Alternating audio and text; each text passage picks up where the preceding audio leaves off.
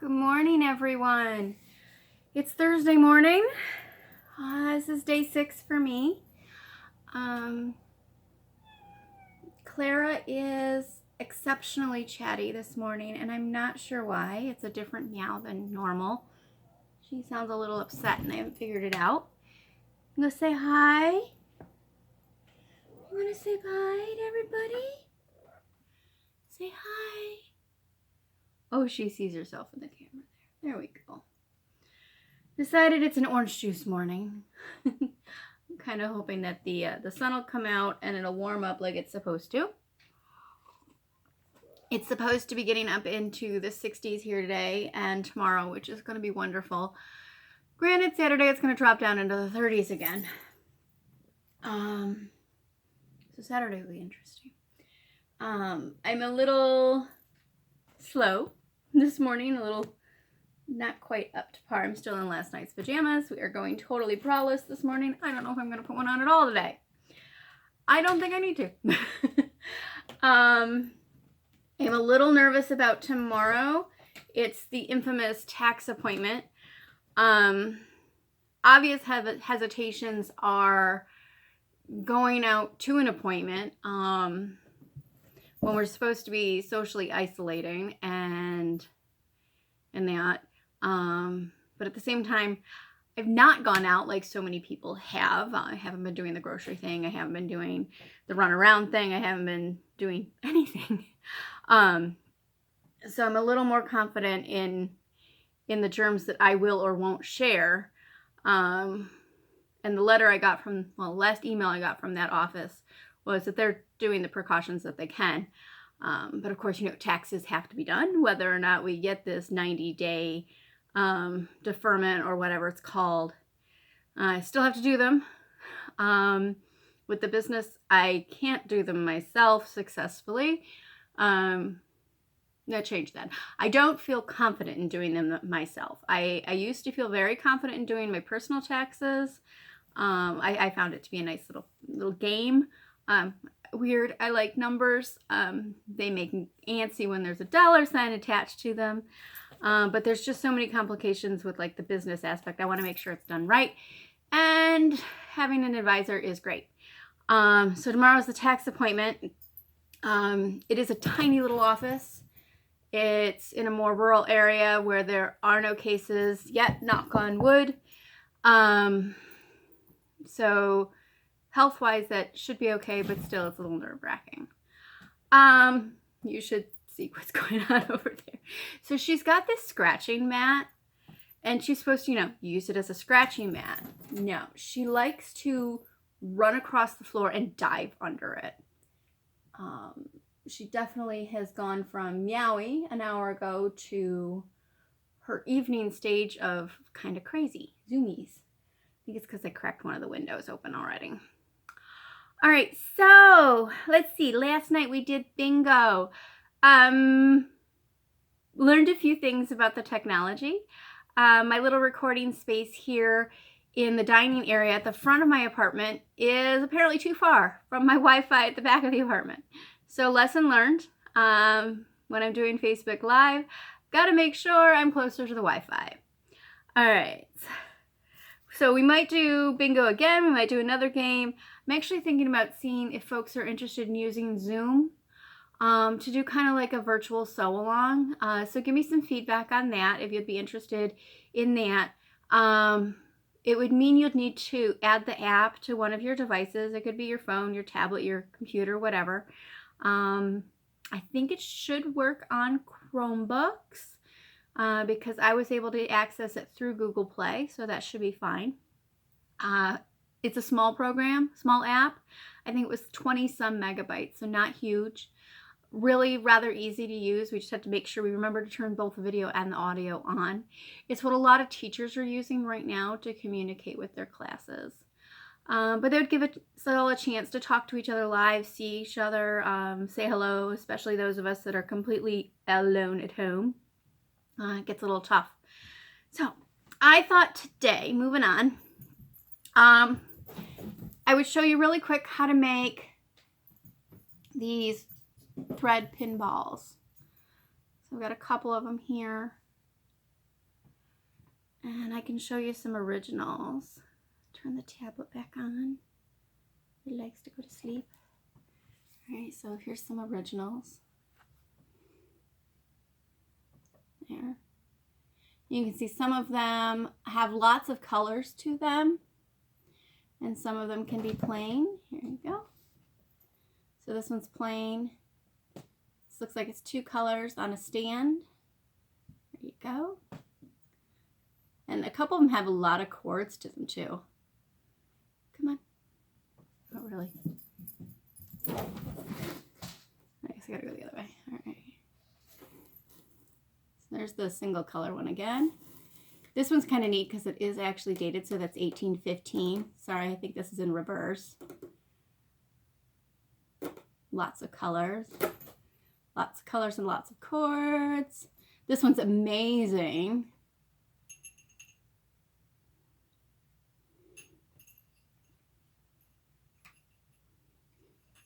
This one's cute. Just a couple colors, but they're repeated. Alrighty. Okay, so that's the basis of these. Inside of this version is roving wound in a ball. So this is the kind that's brushed out, kind of like combed out, kind of like yarn, and into a ball. Now the first few that I did, I followed some of the earlier directions I found to make a fabric ball and stuff it with stuffing. I found it wasn't dense enough. So then I tried to just do wool roving and needle felled it down into a ball. It took forever and never was quite the perfect round that I liked. Finding this gives me the most round shape possible. So this is about, I'm going to say 1.5 to 2 inches, okay? So next to my thumb. And that's a little bit bigger than this one, which does squish down. Okay? So you're going to need some yarn, wool roving, something that, whatever you have. You're going to need some crochet cotton. And then on these, I used the wool for embroidery, the crewel work. That's what I'm looking for, because I can get this in a vintage shop locally, well, new to you shop. All right, quasi locally. Today I'm going to be using a ball of embroidery floss, which is actually just this embroidery floss. Let's see how it turns out. All right, so one of the needles you're gonna need is gonna need to be long enough to go all the way through the core. All right, realize that I should cut this off. Okay, so decide what you want to have be the center. I'm just gonna use what I've got going on already. Go straight through and try to get it as centered as possible. You may find having a pair of pliers is helpful. And I did not bring my pliers over here. 1 second.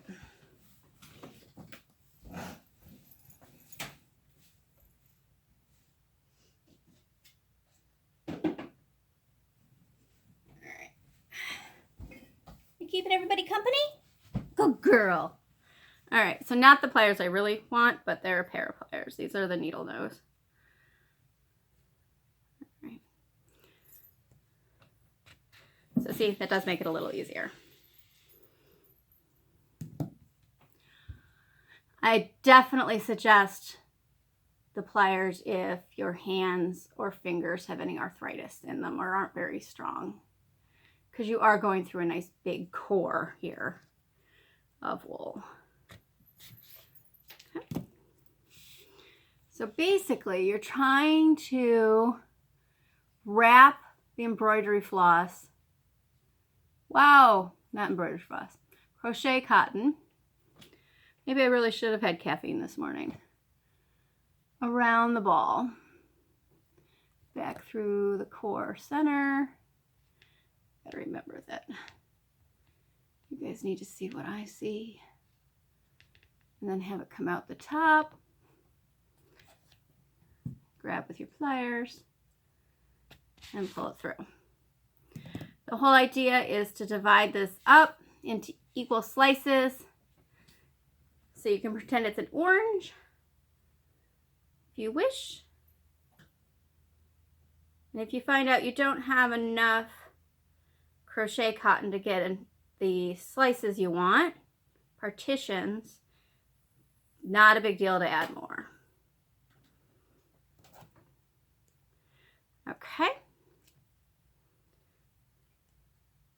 I'm going to switch over to one that has several partitions already. Okay, so this one, see, can you see those partitions? They don't have to be perfectly even, but try to get them as close as possible. You're going to notice that it's going to squat down a little like a pumpkin or a clementine. It's actually really close to the size of a clementine. And then you're going to switch over to your embroidery floss or yarn. If you're using wool yarn, fingering weight seems to be pretty close, I would say, to the crewel weight. Put a little knot at the bottom because you're just going to bury that in here. I sink it down in the wool, and then I come up, see, right next to the center cord. We're going to work from the center out. So this would be like the equivalent of the equator.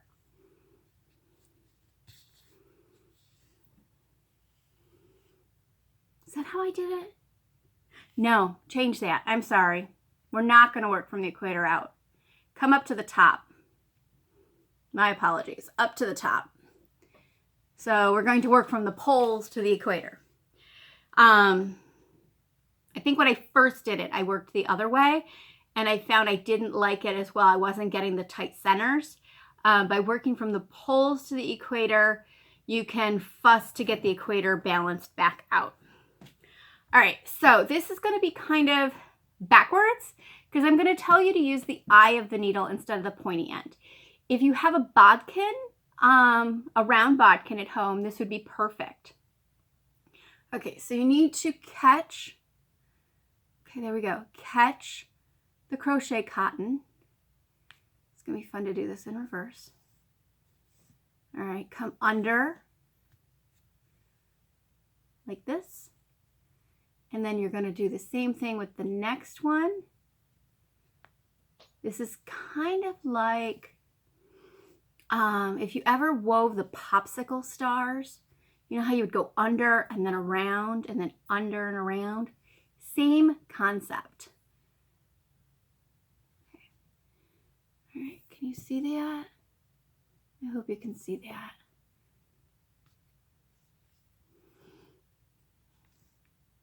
It's hard to see at first, but it does start to make sense. So I'm going to do a couple of these. It's under the crochet cotton. I'm going to do a couple and then I'll show you. So hopefully you'll be able to see what that center looks like. If you get a good rhythm going, you can go under both cords at the same time. Hello, little miss.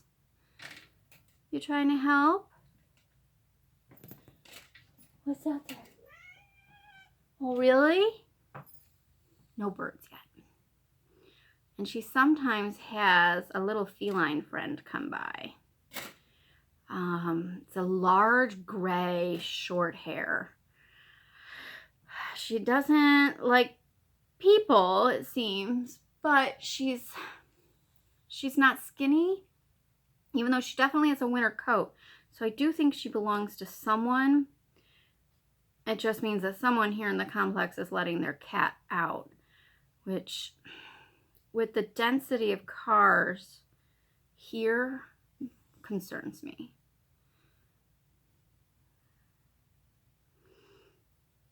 So at first, it's going to be looking kind of spotty. Okay, don't worry. Your goal is to have it look like this. Okay, I think if I remember right, I did some crisscrosses at the top too to fill in a little bit. So I can go back and do that.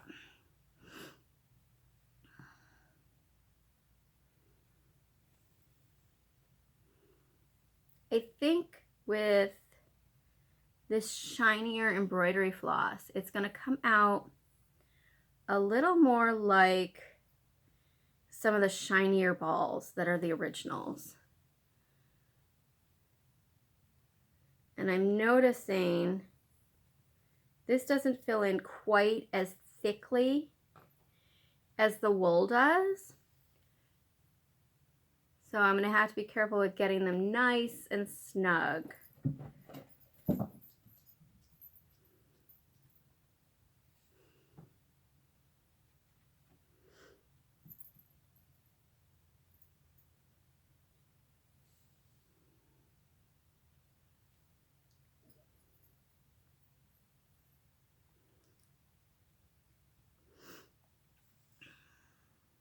The wool center's actually poking through a little more with this fabric. I mean this thread.